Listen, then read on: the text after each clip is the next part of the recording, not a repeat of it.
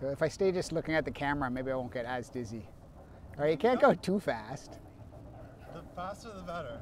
The art we're looking at today is Jaime Angelopoulos' exhibition at MKG 127.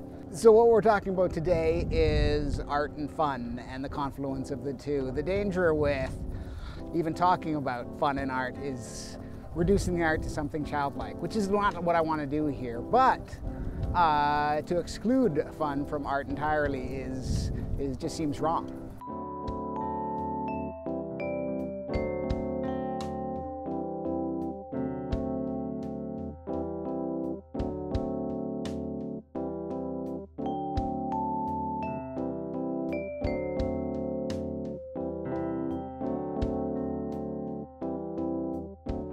The artist sees these works or creates these works through a process of reflecting on Greek mythology and our past, and in writing, and in driving the shapes and sculptures and work out of writing in a very personal way. And there's a personal narrative attached to these things, but we're actually going to ignore that. What's immediately apparent with it is just that it's color and line and shape and vibrancy and stimulating in that sense.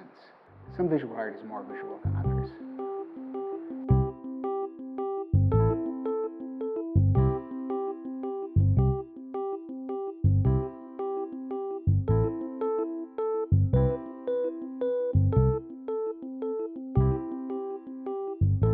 It's not that it's difficult to reconcile fun and art. It's just dangerous because you risk making the art less serious. You risk not taking the art seriously, and you don't want to do that. The hardest challenge for an abstract artist is to where to make decisions. How do you construct an aesthetic or develop a rigor around what you do when you have that freedom, when you're not restricted by what it's supposed to be. You can see in these works things that they might have been inspired by or drawn from, like knitting or crochet work or spaghetti or what have you. And perhaps they're closer to those things that inspire the work, and the intrigue of those shapes or the unexplainable pleasure that we get in those arrangements. And sometimes not even the arrangements, but the chaos of that material, the density of it, the web as that form. That's what's in these pieces.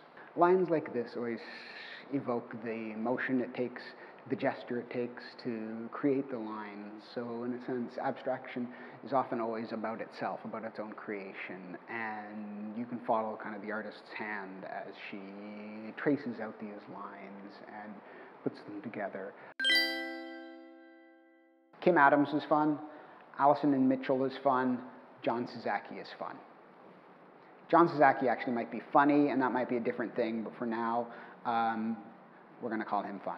Despite the colors, it's kind of collapsing in on itself, and it's fallen down to the ground, and it's not able to resist the lure of gravity, the pull of gravity, and so there's something behind the pinks and the purples that is not so fun. I would argue that this is the most fun piece in the exhibition. It's the most eye-catching, it's the biggest, and big is always fun. It makes us small, and in that way maybe speaks to the nostalgia that we talked about returning to that innocence, if I can use that word, to that freedom, to that unself-consciousness of being a kid. And there's something edifying about that. There's something that makes you smile. There's a pleasure in following the gesture, in being dwarfed by it, in just in the fact of its own existence, that someone imagined it and it came to be. I want to appreciate it just for that. I'm happy that this thing exists in the world.